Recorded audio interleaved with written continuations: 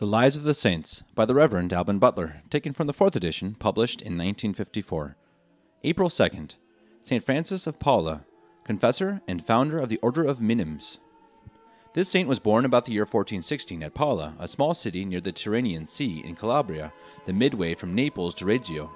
His parents were very poor but industrious and happy in their condition, making the will and love of God the sole object of all their desires and endeavors. Their whole conduct was, as it were, one straight line directed to this point.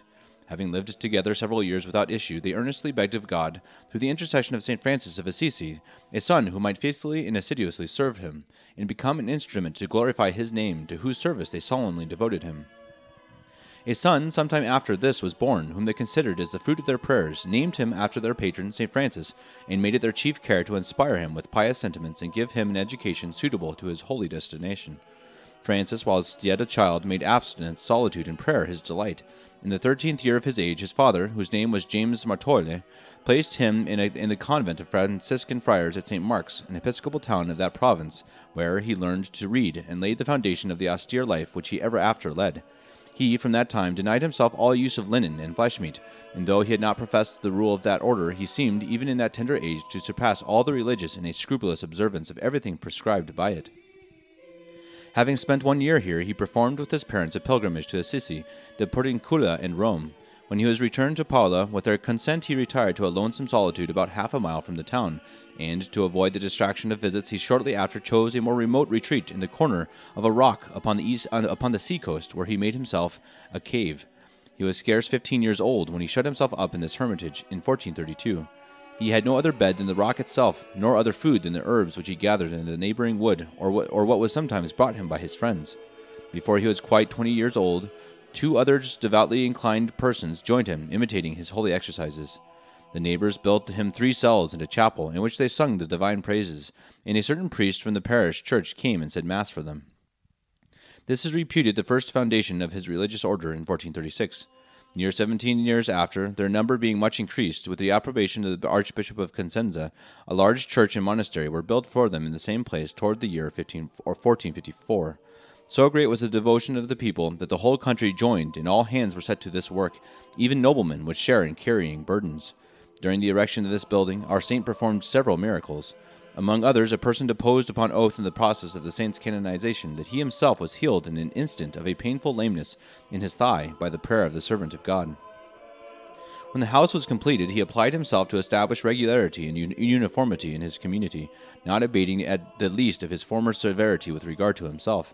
His bed was no longer indeed the rock, but it was a board for the bare floor, with a stone or a log wood for his pillow, till, in his old age, he made use of a mat. He allowed himself no more sleep than was absolutely necessary to refresh weary nature. He took but 1 repast a day in the evening, and usually nothing but bread and water. Sometimes he passed 2 days without taking any food, especially before great festivals. Penance, charity, and humility he laid down for the groundwork and basis of his rule.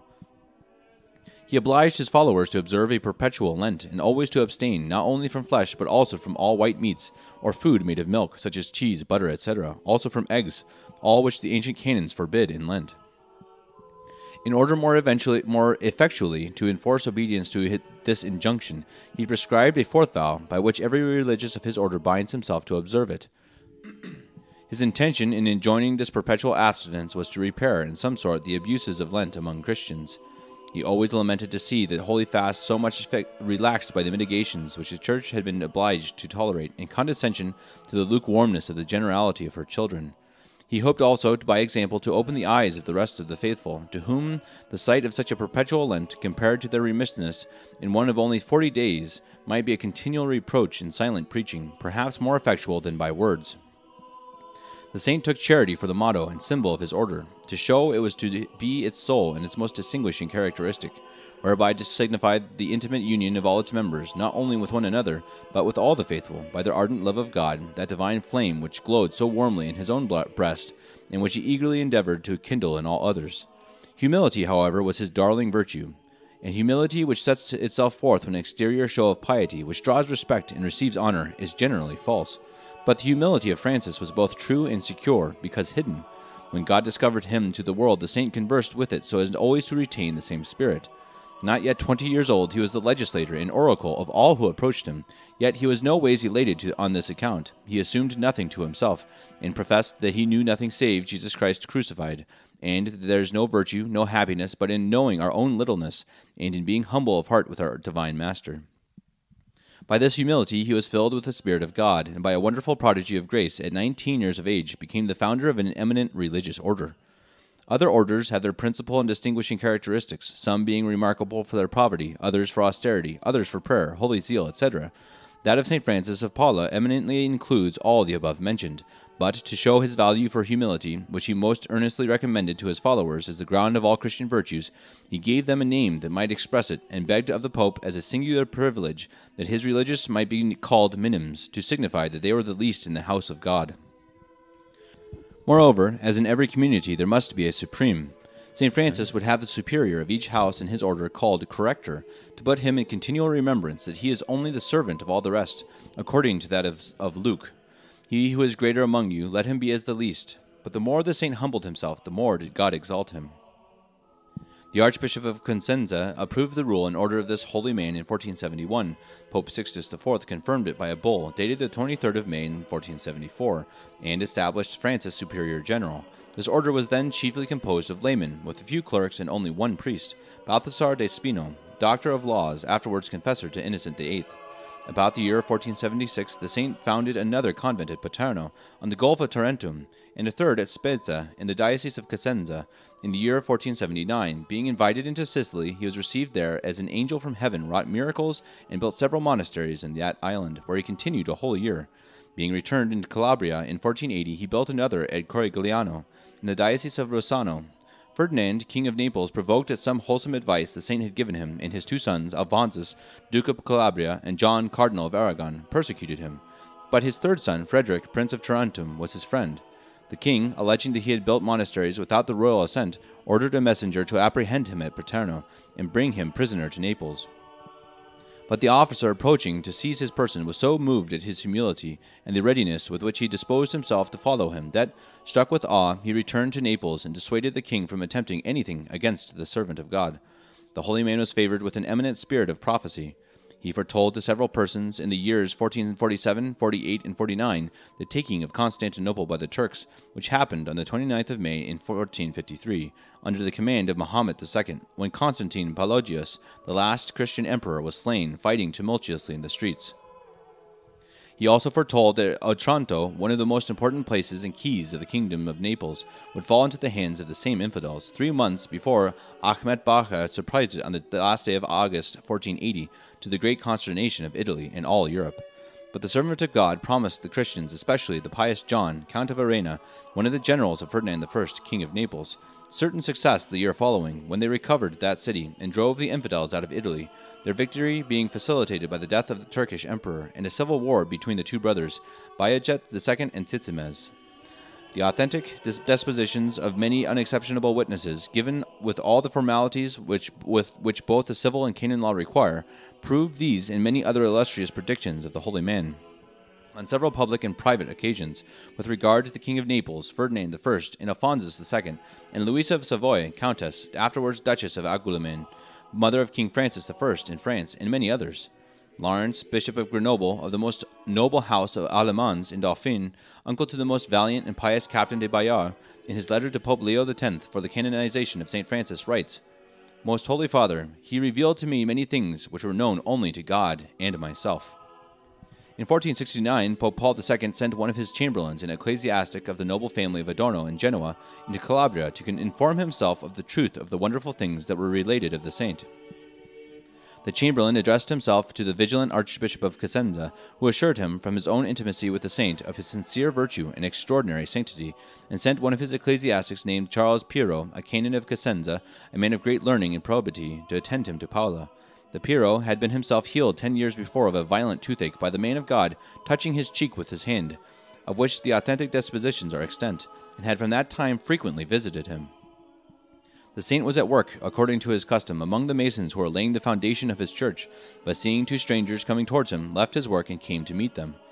He made them a low obeisance, and when the chamberlain offered to kiss his hand, according to the Italian custom of saluting priests and religious men, he would by no means allow it, and falling on his knees, said he was bound to kiss his hands, which God had consecrated for the 30 years he had said Mass. The chamberlain was exceedingly struck at this answer, hearing him, who was an entire stranger to his person, tell him so exactly how long he had been a priest, but concealing himself and his commission, desired to converse with him in his convent. The saint conducted him into a chamber.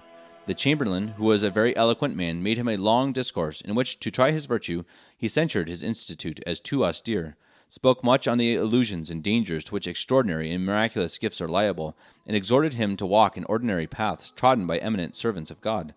The saint answered his objections with great modesty and humility, but seeing him not yet satisfied, he went to the fire, and taking out some burning coals, held them a considerable time in his hand, without receiving any harm, saying, "All creatures obey those who serve God with a perfect heart." Which golden words were inserted by Leo X in the bull of his canonization. The chamberlain returned to Cosenza, full of admiration for the holy man, and told both the archbishop and his holiness at his return to Rome that the sanctity of Francis was greater than his reputation in the world. Louis XI, King of France, a prince perhaps the most absolute, the most tenacious of his authority, jealous of his prerogative and impatient of control, that never wore that crown, after an apoplectic fit fell into a lingering decay. Never had any man a stronger passion for life or a greater dread of the very thoughts of death. Such was his frowardness and impatience that everybody trembled to approach him or durst any ask him a favor. He gave his physician 10,000 crowns a month, as long as he should prolong his life, and stood in the greatest awe of him. He shut himself up in his palace or castle of Plessis de Tours, near the city of Tours. His distemper still increasing, he sent an ambassador to our holy hermit in Calabria, begging he would come to see him and restore his health, making the greatest promises to serve both him and his order. Hearing that the man of God would not be prevailed on by his promises to comply with his request, he entreated Ferdinand, King of Naples, to send him. Francis answered positively that he could not tempt God or undertake a voyage of 1,000 miles to work a miracle which was asked upon low and merely human motives. Louis did not yet desist, but desired the Pope to interpose in favor of his request. Sixtus IV, by two briefs, commanded Francis immediately to repair to the king. Hereupon the obedient saint without delay set out and passed through Naples, where he was exceedingly honored by King Ferdinand. He took also Rome in his way, where he was treated with the highest distinction by the Pope and cardinals. Embarking at Ostia, he landed in France and cured many sick of the plague in Provence as he passed. Louis, in great joy, gave a purse of 10,000 crowns to him, who brought the first news of the saint's arrival in his dominions, and sent the Dauphin with the principal lords of his court to meet him at Amboise, and to conduct him to his palace. The saint arrived at Plessis on the 24th of April in 1482. The king went out to meet him, attended with all his court, and falling on his knees, conjured him to obtain of God the prolongation of his life. St. Francis told him no wise man ought to entertain such a desire, to which he added his useful lesson, that the lives of kings had their appointed limits, no less than those of his meanest subjects, that God's decree was unchangeable, and that there remained nothing to be done but for his majesty to resign himself to the divine will and prepare for a happy death. By his prayers and exhortations he effected a perfect change in the king's heart, who, having recommended to him his 3 children, and the repose of his soul, died in his arms, perfectly resigned, on the 30th of August in 1483. King Charles VIII honored the saint even more than his father Louis had done, would do nothing in the affairs of his conscience or even in those of state without his advice, visited him every day as long as he stayed at Plessis, standing before him as a disciple, and engaged him to stand godfather to his son, the Dauphin, to whom he gave the name of our saint. He built for him a beautiful convent in the park of Plessis, in a place called Montil, and another at Amboise, and upon the very spot where he met him when he was Dauphin, and going to Rome in 1495, where he made a triumphant entry, and was saluted Emperor of Constantinople by Pope Alexander VI, he built there, on Mount Pincio, a stately monastery for this order, under the name of the Blessed Trinity, in which none but Frenchmen can be admitted. In his reign the saint founded the convent of Nogent, near Paris, on which occasion 2 doctors who had violently opposed the institute before the Bishop of Paris were so moved by the sight of the saint at Plessis that they entered his order in 1506. Pope Julius II again approved the rule, in which the saint had made some alterations. King Charles VIII dying in 1498, Louis XII succeeded him.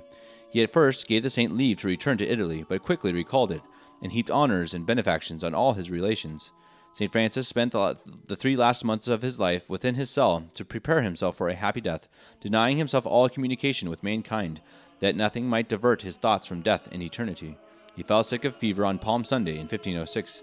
After having made his confession, he communicated barefoot and with a cord about his neck, which is the custom of his order.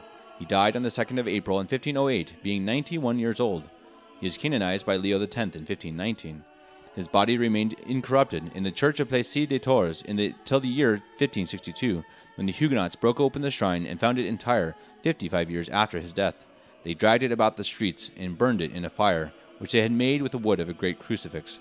Some of his bones were recovered by the Catholics and are kept in several churches of his order at Plessis, Nijón, Paris, Aix, Naples, Paula, and Madrid. In Tours, the same Calvinists burned the body of St. Martin, Alcuin, and many others. But Louis of Bourbon, Duke of Montpensier, Governor of Anjou, Touraine, and Maine, a virtuous and valiant prince, soon gave chase to those sacrilegious plunderers and restored the churches and religious places to their former possessors. St. Francis wrote 2 rules for his friars, with a correctorium, or method of enjoining penances, and a 3rd rule for nuns, all approved by Pope Julius II in 1506. Vanity and the love of the world make men fond of producing themselves in public, and by having never cultivated an acquaintance with themselves, they shun the very means, look upon retirement as intolerable, and pass their life in wandering always from home, and in a studied series of dissipation, in which they secretly seek the gratification of their vanity, sloth, and other passions, but meet only with emptiness, trouble, and vexation. Man can find happiness only in God and in his own heart. This he flies, who cannot bear to converse with God and his own heart. On the contrary, he who is endued with the spirit of prayer finds the greatest relish in the interior exercises of compunction and contemplation, and in conversing with heaven. Solitude is his chief delight and his center. Here he lives sequestered from creatures, and as if there were only God and himself in the world, except that he ceases not to recommend all men to God. In paying the debts of charity and other exterior duties to his neighbors, his heart is fixed on God, and he has purely his divine will in view. You are dead, says the apostle, and your life is hid with God in Jesus Christ.